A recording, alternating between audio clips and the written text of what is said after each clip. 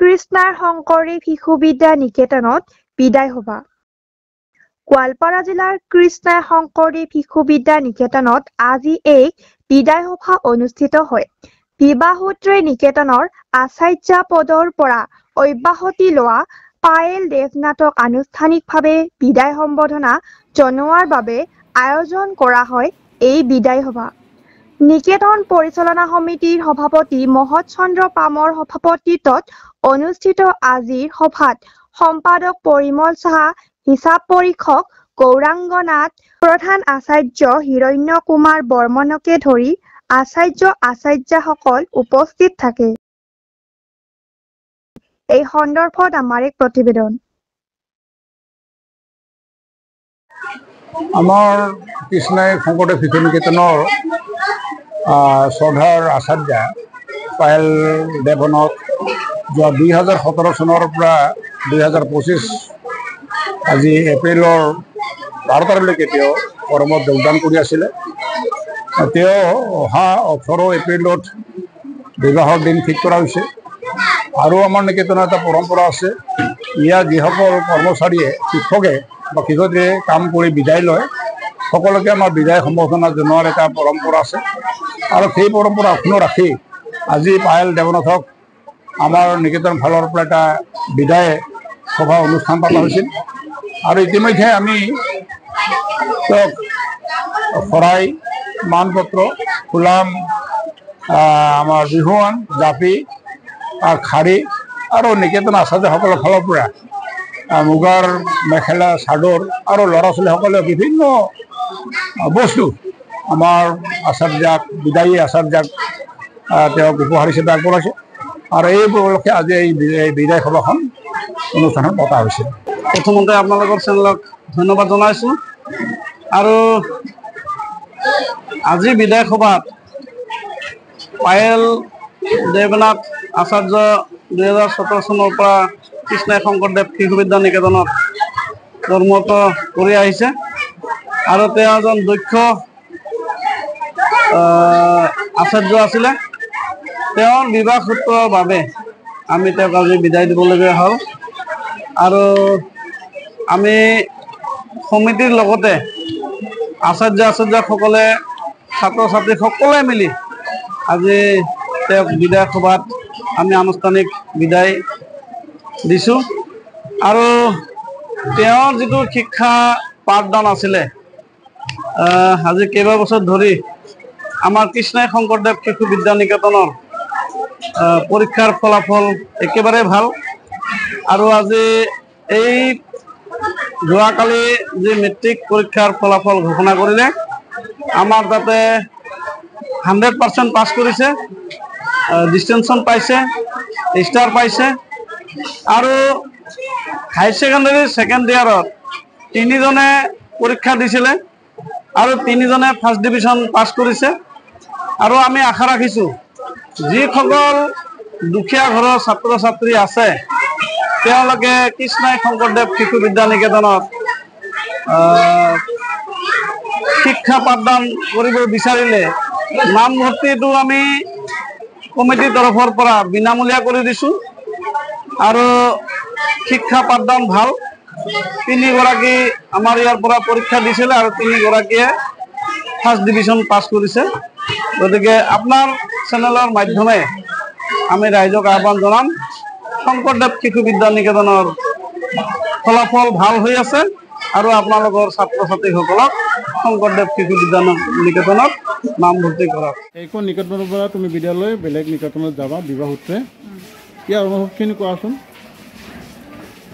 এইখন নিকেতনত কাম কৰি মোৰ বহুত ভাল লাগিছে। আৰু লগতে মই এইখন নিকেতনৰ প্ৰাক্তন ছাত্ৰী আছিলোঁ আৰু আচাৰ্য হিচাপে মই 7 বছৰ কাম কৰিলোঁ ইয়াতে।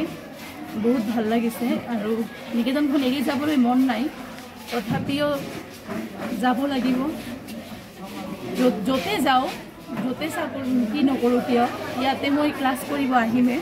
কাৰণ মই নিকেতনখনক যথেষ্ট ভাল পাওঁ, আচাৰ্যক বহুত ভাল পাওঁ মই, আৰু ছাত্ৰ ছাত্ৰীখিনিকো বৰ ভাল পাওঁ।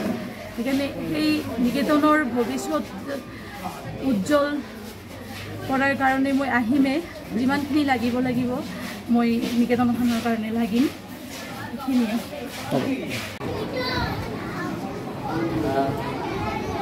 তাইৰ বিষয়ে ভাল ভাল মানে মন্তব্যই পাই আহিছোঁ। শিক্ষাদানত মানে কোনোদিন অৱহেলা নকৰা, কৰ্তব্য নিষ্ঠা থকা, এনেধৰণৰ বিশেষ বিশেষ কিছুমান তেওঁলোকৰ অধিকাৰী হৈ আছে আৰু ভৱিষ্যতলৈ হৈ থাকিব নিশ্চয়।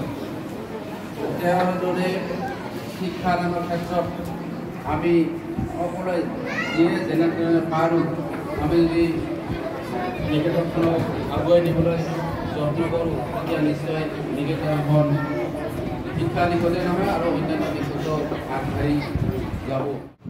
বাকী আপোনালোকে জানে যিটো নতুন শিক্ষানীতি, নতুন শিক্ষা ট্ৰেইনিঙতো পাই গৈছে, তাইক আমাৰ স্কুলৰ পৰা বা কমিটিমানৰ পৰা তাইক টকাও দিয়ে। আৰু এটা তাইক খবৰ আহিছিলে, নকওঁ মই, এইটো তাই নিজেও জানে, ময়ো জানিছিলোঁ।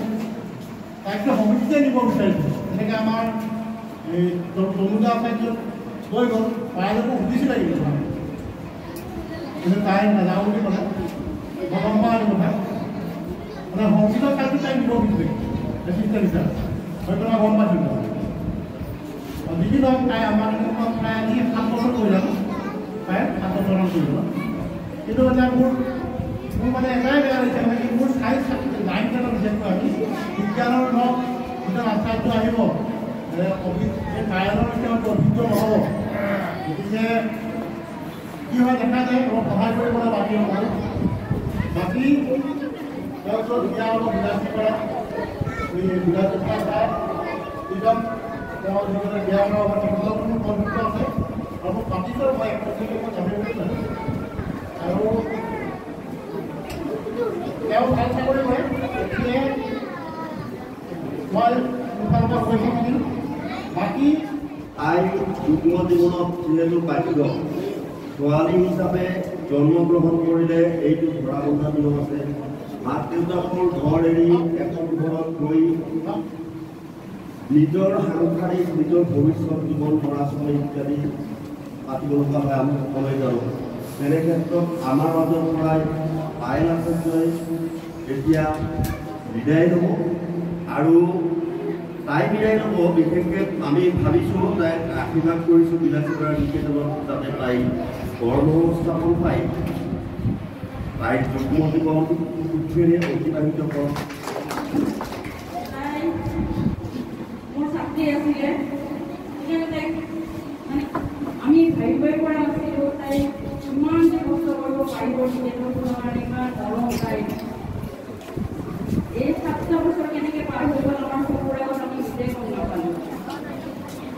যিটো কাম কৰিব ল'লে তাই হাত পাতি লৈছিলে যে মই এইটো কৰিম, আপোনালোকে চিন্তা নকৰিব, যথেষ্ট আমাক সাহস।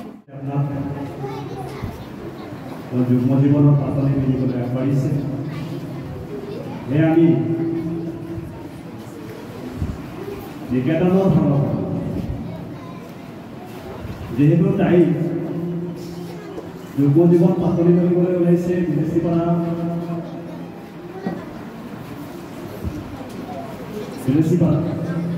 গতিকে বিবাহৰ পিছত যিহেতু তাই এইখন নিকেতনত তাই অহা যোৱা কৰা যথেষ্ট অসুবিধা হ'ব। সেইকাৰণে তাই এইখন নিকেতনৰ পৰা যিহেতু যাবই লাগিব, গতিকে আমিও তেনেকুৱা এগৰাকী আচাৰ্য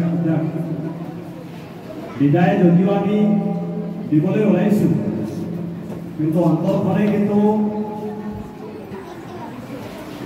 বহুত দুখত আমি তাইক বিদায় দিব লগা হৈছে। তাইৰ নিচিনা এগৰাকী কৰ্মনিষ্ঠা আচাৰ্য পোৱাটো খুবেই ভৱিষ্যতে হয়তো টান হ'ব। আজি এই 7টা বছৰত তাই নিকেতনখনৰ কাৰণে কি কৰা নাই? আৰু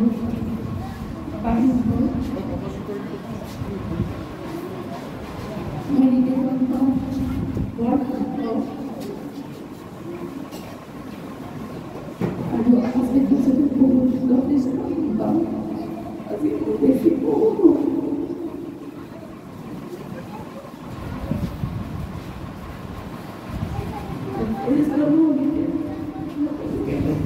জ্ঞাপন কৰিছোঁ প্ৰতিগৰাকী ছাত্ৰ ছাত্ৰী ভালকৈ পঢ়িবা যাতে আমাৰ কৃষ্ণাই নিকেতন আমি চাৰিওফালে প্ৰচাৰ কৰিব পাৰোঁ যেনেকৈ প্ৰতিখন নিকেতন বহুত ভাল কৰিছে আমাৰ নিকেতনে এই বছৰ বহুত ভাল কৰিছে মেট্ৰিক পৰীক্ষা ফলাফল আগৰ বছৰো ভাল কৰিছে এই বছৰো ভাল কৰিছে বহুত ভাল হৈছে আমি যাতে তোমালোকৰ কথা মই যাতে গৌৰৱ কৰিব পাৰোঁ বেলেগ নিকেতনত হ'লে মই এইখন নিকেতনত প্ৰায়ৰিটি প্ৰথমতে দিওঁ আৰু প্ৰতিটো এক্টিভিটিজ মই ইয়াতে শ্বেয়াৰ কৰিম যাতে আমাৰ নিকেতনখন বহুত ইম্প্ৰুভ হয় ধন্যবাদ আজি এটি অতি দুখৰ দিন আজি আমাৰ মৰমৰ বাইদেউ যেতিয়া মই এৰি যাব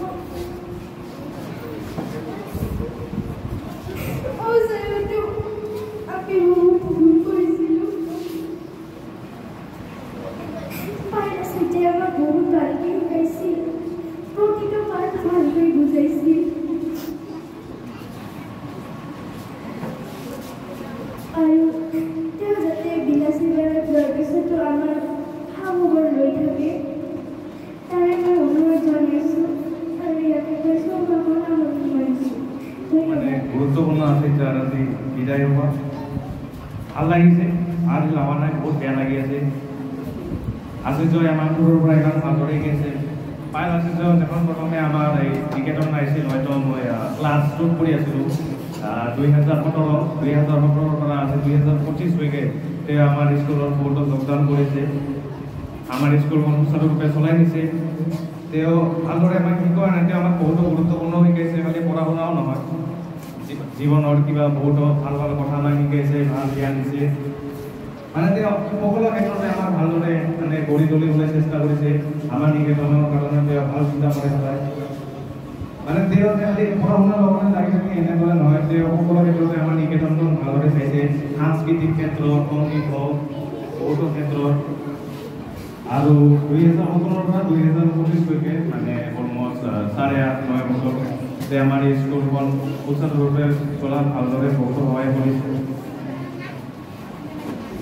আৰু আজি যে পাইল আচাৰ্য ইয়াৰ পৰা গুচি যাব এইটো মানে বহুত বেয়া লগা হয়তো বহুতো সৰু ল'ৰা ছোৱালীয়ে এতিয়ালৈকে গম পোৱা নাই কিন্তু আমি যে তেওঁলোকৰ পৰা পাই আছোঁ সেইকাৰণে আমি মানে বুজিব পাৰি আছোঁ যে তেওঁ নাথাকিলে আমাৰ আৰু মানে কি হ'ব মানে এটা কানেকশ্যন হৈ গৈছে আৰু এতিয়া মই আৰু কেনেকুৱা ক'ম আৰু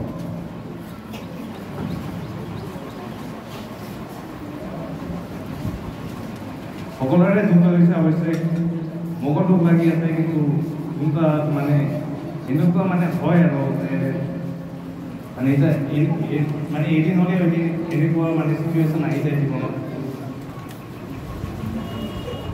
মানে যেনেকুৱা সকলোৰে এখন পাইল আছে মানে বেলেগ জেগাত যাব বেলেগ জেগাত মানে শিকাব তেওঁলোকে পাইল আছে এতিয়া এখন দিয়া হ'ব মানে পাইল আছে এখন বেলেগ নিকেতন যাব কিন্তু এটা মানে কানেকশ্যন স্কুলৰ লগত পাইল আছে সদায় থাকি যাব আৰু পাইল আছে হয়তো মানে বহুতো কথা মানে মোক কৈছে মোৰ লগত এটা ভাল কানেকশ্যন আছে পাইল আছে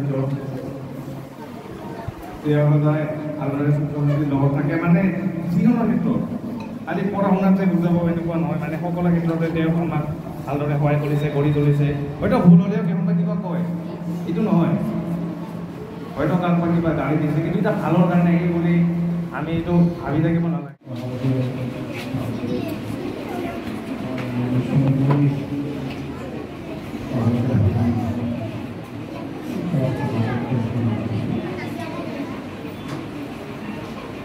ধন্যবাদ